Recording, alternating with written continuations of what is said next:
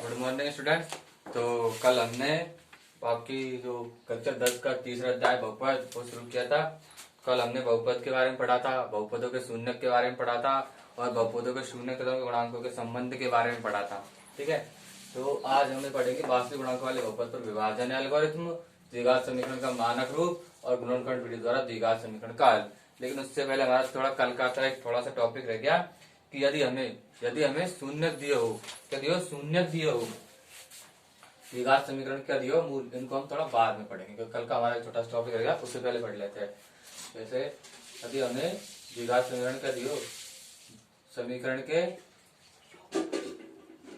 शून्यक दिए हो, क्या दियो, शून्यक दिए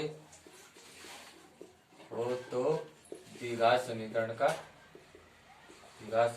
का निर्माण, तो द्विघात समीकरण किस प्रकार बना जाता है, इसके लिए फॉर्मूला दिया जाता कि द्विघात समीकरण is equal to X square minus के शून्यकों का योग, क्या, शून्यकों का योग इंटू एक्स प्लस शून्यकों का गुणनफल,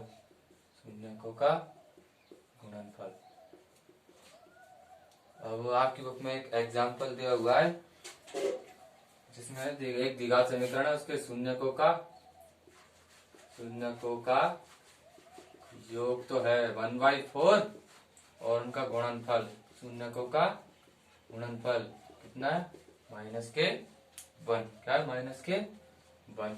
ठीक है, तो अभी समीकरण हम इनको रख देंगे, या फिर ऐसे भी दिया होता है, ये तो यहाँ पर डायरेक्ट योग और गुणनफल दे दिया। ऐसे भी हो सकता है कि दो शून्य दे दिए, वहां दो शून्य का, एक 2 है और एक 4 है, दो शून्य दे दिए तो हम शून्यकों का योग इससे निकाल लेंगे, 2 + 4 = 6 और गुणनफल निकाल लेंगे, तो ये इस प्रकार हम निकाल लेंगे। यहाँ पे सीधा हमें क्या दिया, योग दिया हुआ है और गुणनफल दिया हुआ है, वो हमें दो अलग अलग शून्य भी दे सकता है। ठीक है, तो हम इसको इस सूत्र में रख देते हैं, द्विघात समीकरण बराबर एक्स स्क्वायर माइनस शून्य का योग कितना है 1/4 इंटू ये एक्स प्लस शून्य का गुणनफल, कितना है -1 बराबर x square minus x/4 minus के एक्स, 4 इसमें से कॉमन आ जाएगा, 1/4 into 4 x square minus x minus के 4। अब ये क्या आएगा, चर राशि है, इसको अलग लिख सकते हैं। तो हमारी जो द्विघात समीकरण है वो क्या बन गई, द्विघात समीकरण क्या बन गई, 4x square minus x minus 4 हमारी क्या बन गई, द्विघात समीकरण बन गई। ठीक है, इस प्रकार इसको सॉल्व कर सकते हैं। तो आज हम अब आते हैं आज के टॉपिक्स पर कि हमारा आज के पढ़ने वाले, ये कल पढ़ा था उसका थोड़ा सा रह गया था, उसके बारे में है। पूरा देखने के लिए वीडियो डिस्क्रिप्शन में है, वहां पे जाके आप देख सकते हैं।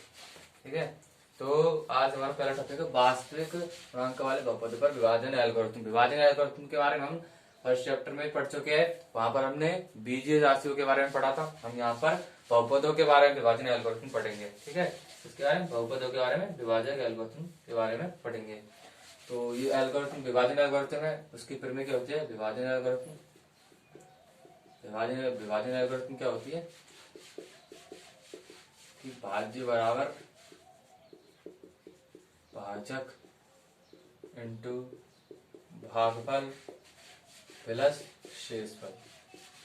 ठीक है, करते कैसे है, माना कि दो बहुपद, कोई भी दो बहुपद है, एक f(x) है, वह एक क्या है, g(x) है।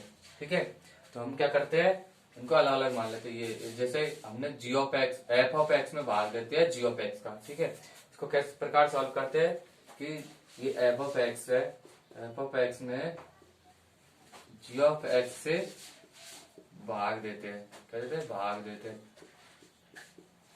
ठीक है, कब तक देते हैं, ये भाग कब तक देंगे, जब तक ये भाग प्रक्रिया तब तक देंगे, तब तक कि भाग के कब तक देंगे, तब तक कि जो हमारा जो शेषफल क्या है, शेषफल या तो शेषफल शून्य न आ जाए, या तो शेषफल शून्य न आ जाए, या शेषफल की घात क्या, शेषफल की घात,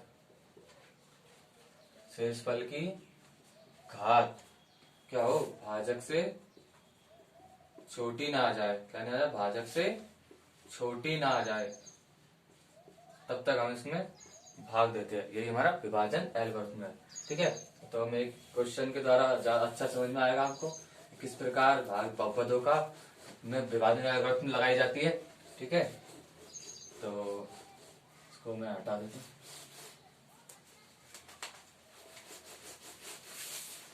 तो एक एग्जांपल है आपकी उसका,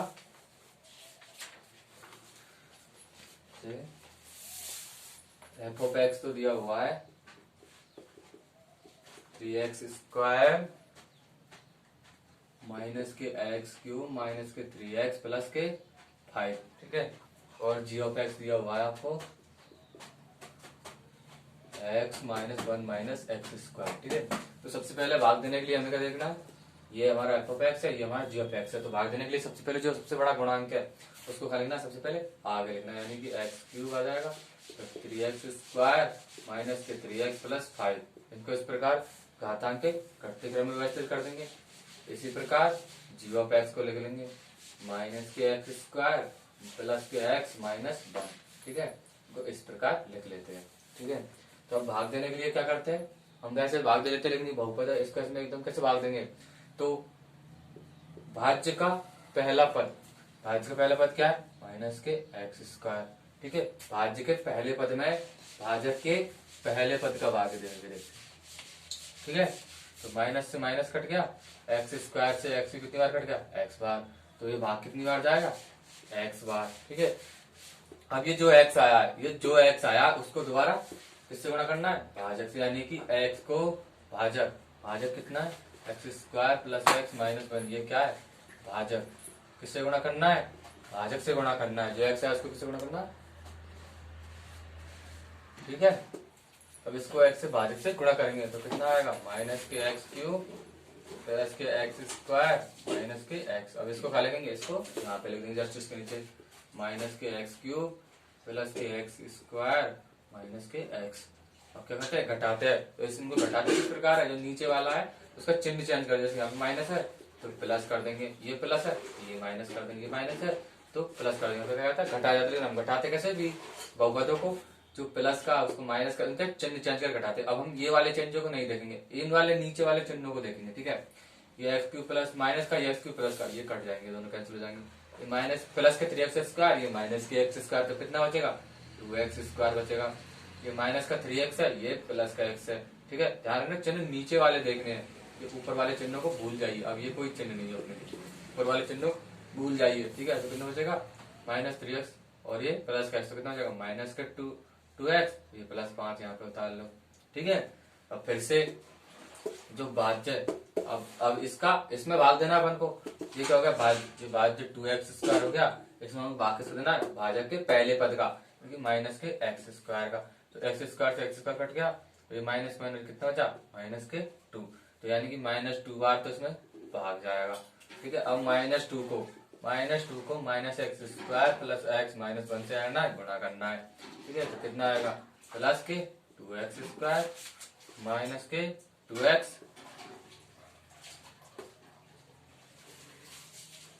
प्लस के 3 आएगा। ठीक है, प्लस के 3।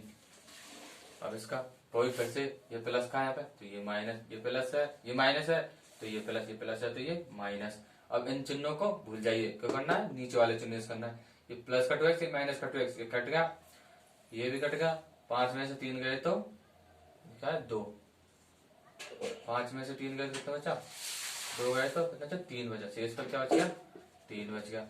देखो यहाँ पे इसकी घात तो यहाँ पे कितनी है, x², लेकिन यहाँ पे कोई घात वाला पद नहीं आता, ये सॉल्व हो गया। ठीक है, या तो शेषफल 0 आ जाए या कोई अचर राशि आ जाए, और अचर राशि ना आए तो वहां पर अगर यहाँ पे x² है तो यहाँ पे कोई x उससे कम घात की टर्म बचनी चाहिए, हम जब तक भाग देते रहते हैं। ठीक है, जैसे ही x² से आपका घात कम हो जाती है शेषफल में, तो वहीं पर हम भाग देना बंद कर देते हैं। ऐसे आप और एग्जाम्पल सॉल्व कर सकते हैं सेम इसी तरह। ठीक है, अब हम आगे चलते हैं।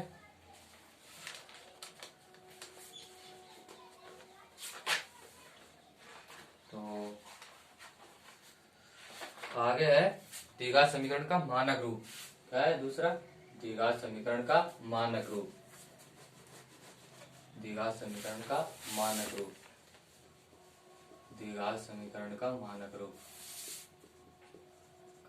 मानक रूप। मानक रूप। ठीक है, द्विघात समीकरण का मानक रूप। तो पहले हम पढ़ेंगे बहुपद, द्विघात बहुपद। तो द्विघात बहुपद है उसका मानक रूप। व्यापक रूप में, व्यापक रूप में, व्यापक रूप में द्विघात बहुपद क्या होता है? द्विघात बहुपद F of X is equal to A X square plus B X plus C and यहाँ पर क्या होना चाहिए? ए नॉट इक्वल टू 0 होना चाहिए। ये क्या होता है? द्विघात बहुपद का व्यापक रूप होता है। ठीक है, क्या होता है? द्विघात बहुपद का व्यापक रूप होता है, यानी कि मानक रूप। व्यापक नहीं, ये क्या है? व्यापक रूप में द्विघात बहुपद, इसका ये क्या है? ये क्या है? मानक रूप है। द्विघात बहुपद का ये क्या है? मानक रूप है। व्यापक रूप में द्विघात बहुपद एफ ऑफ एक्स का मानक रूप है। ये क्या है? इसका मानक रूप है। ठीक है, तो हम समीकरण कैसे लिखते हैं? समीकरण के लिए F of X is equal to क्या होता है? 0 होता है। ठीक है, अगर ये इसका ये क्या है? द्विघात बहुपद है, तो ये क्या हो गई? एक समीकरण हो गई। ये क्या हो गई? एक द्विघात समीकरण हो गई। इसको 0 बराबर कर देने पर क्या बन जाती है? समीकरण बन जाती है। ठीक है, तो अब इसका द्विघात समीकरण का मानक रूप हम किस प्रकार लिखेंगे? F of X is equal to 0, यानी कि इसको 0 के बराबर कर देंगे, अर्थात यानी कि A X square plus B X plus C and A बराबर 0 and A not equal to 0। ये क्या है? द्विघात समीकरण का मानक रूप। क्या है? द्विघात समीकरण का मानक रूप का मानक रूप है। क्या? द्विघात समीकरण का मानक रूप है। ठीक है, ये मानक रूप ले लिया। अब इसका कोई वगैरह हो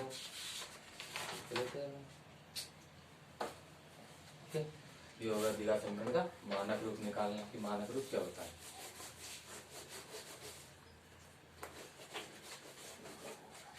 अब इसके बाद पढ़ेंगे द्विघात समीकरण के हल। क्या है? द्विघात समीकरण के हल।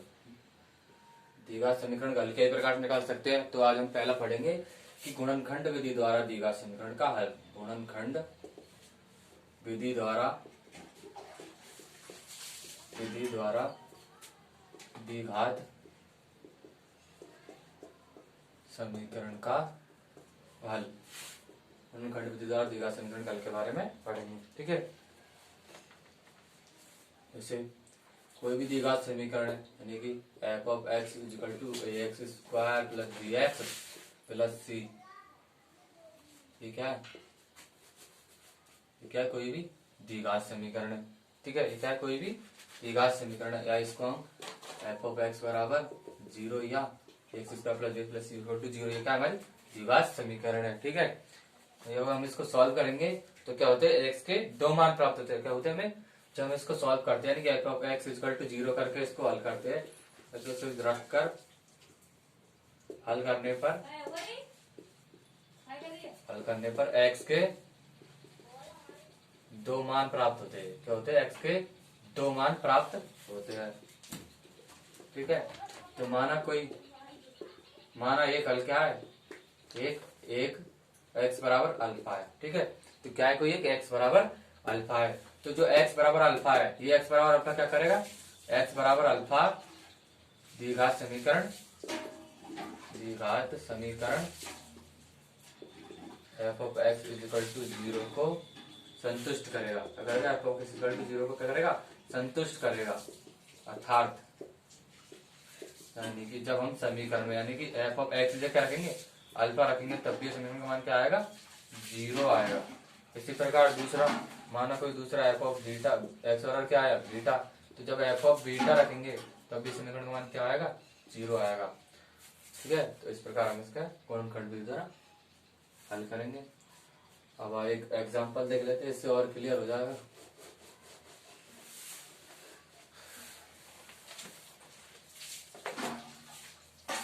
ये आपको एक समीकरण दी हुई है, एग्जाम्पल नंबर 5 है आपका छठा, एग्जाम्पल नंबर 6 है आपकी बुक का।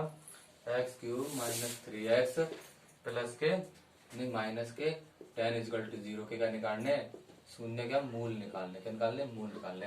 किसके द्वारा निकालने, गुणनखंड विधि द्वारा निकालने। गुणनखंड विधि द्वारा गुणनखंड विधि से सॉल्व करने के लिए इसको x cube minus 3x minus 10 बराबर 0 कर लेते हैं। इसका पहला और आखिरी पद को गुणा करते हैं, यानी फर्स्ट पद और थर्ड पद, जो भी लास्ट पद है उसको गुणा करते हैं। उसको क्या करते हैं, पहले और पद का गुणा करते हैं, पहले और आखिरी पद का क्या करते हैं, गुणा करते हैं। ठीक है, जो गुणा है उसको गुणा है, जो गुणा आया उसको इस प्रकार लिखते हैं, उसको इस प्रकार लिखते हैं कि जो गुणा आया इन दोनों का फर्स्ट एंड सेकंड पद का, उस गुणा को इस प्रकार लिखते हैं कि जोड़ने या घटाने पर, जोड़ने या घटाने पर, जोड़ने या घटाने पर जो x वाला पद है, क्या है, x वाला पद प्राप्त हो जाए, x वाला पद क्या हो जाए, प्राप्त हो जाए। यानी कि पहले और तीसरे पद को गुणा करने पर, गुणा किया तो जो कोई संख्या प्राप्त हुई गुणा करने पर, ठीक है, उसको जोड़ने या घटाने पर हमें क्या होना चाहिए, दूसरा पद प्राप्त हो जाना चाहिए। जैसे हमने इसको गुणा किया 10 गुणा 1, यहाँ पे करेंगे 10 गुणा 1 यानी कि 10 आया। ठीक है, अब हमको क्या देखना है, इसके ऐसे कितने टुकड़े हो सकते हैं कि जोड़ने घटाने पर 3 आ जाए। ठीक है, तो एक ये 5 दूनी 10 और तो कोई गुणनखंड का 2 गुणा 5, ये 2 ही गुणनखंड हो रहे हैं इसके। ठीक है, तो हमें क्या लगना, माइनस का 3x लाना, यानी कि ये माइनस का ले लेंगे और ये प्लस का ले लेंगे। तो अब इसको जोड़ेंगे, 5 में से 2 गए, घटाएंगे तो कितना रहा, 3 आता रहा, लेकिन किसका आ रहा, प्लस का, लेकिन हमें क्या चाहिए, माइनस का चाहिए। ठीक है, तो इसमें से इसको घटा लेंगे तो 2 माइनस 5 जो कितना जाएगा, माइनस के 3 आ जाएगा। ठीक है, तो हम क्या लिखेंगे, x cube x square, x square तो माइनस का 5x प्लस का 2x माइनस के 10 बराबर 0 है, जो बड़ा वाला उसको हम पहले लिखेंगे। ठीक है, तो अब आगे इसमें से x कॉमन आ जाएगा, x माइनस 5 यहाँ से 2 x माइनस 5 बराबर, यहाँ से हमको यहाँ पे दो गुणनखंड का मिलना चाहिए, सेम मिलना चाहिए। अगर ये दोनों गुणनखंड यहाँ पर सेम नहीं मिल रहे तो हमने कहीं कहीं पर गलती करी। अगर ये दोनों सेम मिल जाते हैं तो अब x माइनस 5 यहाँ से दोनों ये दोनों पदों में से गुणा आ जाएगा, तो x माइनस 5 यहाँ से कॉमन आ गया, तो यहाँ पे क्या बचा, यहाँ पर तो x बचा, यहाँ पे क्या बचा, x बचा, और यहाँ पे क्या बचा, प्लस का 2 बराबर 0 बचा। अब इनको हम अलग अलग करके सॉल्व कर लेंगे। जैसे x माइनस 5 बराबर 0 ले लेंगे एक बार, और एक बार x प्लस 2 बराबर 0, तो x बराबर 5 और x बराबर माइनस 2, ये क्या होगा, इसके शून्य खाते हैं। समीकरण के मूल, एक तो x बराबर 5 और एक x बराबर माइनस 2, ये क्या हो गया, 5। ठीक है, इस प्रकार से हम सॉल्व कर लेते हैं। ये तो आपको सीधा समीकरण रूप में दे दिया। ठीक है, मान लो समीकरण नहीं दिया आपको, वैसे ही दे दे लिख के सीधा, जैसे 4/x माइनस के 3 इजिकल टू 5/2x प्लस 3, जहाँ क्या है, x is not equal to 0 और माइनस 3/2। ठीक है, x बराबर 0 और माइनस 3/2 नहीं होना चाहिए। ठीक है, तो हम इसको सॉल्व करेंगे। वैसे यहाँ से दिख नहीं रहा कि द्विघात समीकरण, लेकिन हमको इसका करना पड़ेगा, आगे इसको हल करना पड़ेगा। तो इसको इधर लघुत्तम लेंगे, तो x लघुत्तम आया कितना, जब 4 माइनस के 3x बराबर 5/2x प्लस 5। अब इसको वर्ग गुणा कर देंगे, अब इसको इससे गुणा करेंगे, 4 दूनी 4 इंटू 2x प्लस 5 माइनस के 3x इंटू 2x प्लस 5 बराबर 5x। ठीक है, ये हो गया। इसको अंदर गुणा करेंगे, 8x प्लस 20 माइनस के 6x स्क्वायर माइनस के 15x इक्वल टू 5x। तो इसको घातों के बढ़ते क्रम में लिख देंगे, माइनस के 6x स्क्वायर 8 और 5 13, ये दोनों जुड़ जाएंगे, कितने जाएंगे 20, ये इधर आएगा, माइनस के 20x प्लस के 8x प्लस के 20 इक्वल टू 0 हो जाएगा। माइनस के 6x² माइनस के 12x प्लस 20 बराबर 0। और इसमें से क्या है 3 कॉमन आया, कुछ भी कॉमन नहीं आया। ठीक है, अब इसको आगे सॉल्व कर लेंगे। ठीक है, 6 बचना चाहिए।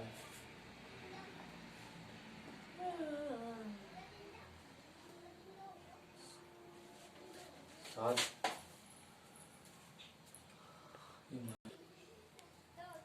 ठीक है, तो क्या हो गया, थोड़ी गलती है। सवाल यहाँ से इस जगह 5 न होकर क्या है 3, इस जगह 3 3, ये 3 लेंगे और ये 3। ठीक है, अब सॉल्व हो जाएगा। 8x प्लस के 12 माइनस के 6x माइनस के 9x इक्वल टू 5x। ठीक है, तो कोई कर लेगा। ठीक है, ये माइनस का 6x², ये 8 में से 1 गया तो माइनस का 1x, और ये 5x रद्द का आएगा तो माइनस का 6x, और ये प्लस के 12 बराबर 0। ठीक है, तो अब इसमें से माइनस कॉमन ले लेंगे, तो माइनस कॉमन लेंगे तो 6x² plus 6x minus 12 equal to 0। अब इसमें से क्या आ जाएगा, एक कॉमन 6 कॉमन आ जाएगा। 6 कॉमन ले लेंगे तो x² प्लस के x माइनस के 2 इक्वल टू 0। 6 कॉमन लिया और इसको 0 में डिवाइड कर दिया। ठीक है, अब इसको पहले और दूसरे पे गुणा करेंगे तो क्या आएगा, 2 एकम 2, यानी कि माइनस क्या है 2 आया। ठीक है, अब इस 2 को इस प्रकार लिखना है कि बीच वाला पद आना चाहिए, यानी कि 2 एकम 2 इस प्रकार आ सकता है, या 1 गुणा 2 आ सकता है, और 1 लाना है हमें जो भी प्लस का लाना है, यानी कि 2 माइनस 1 बराबर 1 लेंगे। तो इसको इस प्रकार लिख सकते हैं x² प्लस के 2x माइनस x और माइनस के 2 बराबर 0। इसको इस प्रकार लिख सकते हैं। तो यहाँ से क्या x में कॉमन आया तो क्या अच्छा x प्लस 2 और माइनस 1 यहाँ से कॉमन आ जाएगा, तो क्या बचा x प्लस 2। अब x प्लस 2 इसमें से कॉमन आ जाएगा, x प्लस 2 x माइनस 1 बराबर में 0 है ही। ठीक है, अब इनको अलग अलग करके लिख देंगे, x प्लस 2 बराबर 0 और x माइनस 1 बराबर 0। तो एक तो आ गया x बराबर माइनस 2 और एक क्या आ गया x बराबर 1। अतः समीकरण के मूल क्या है, अतः समीकरण के मूल x बराबर माइनस 2 और x बराबर 1 क्या है आंसर। ठीक है, बस आज की वीडियो में बस इतना ही।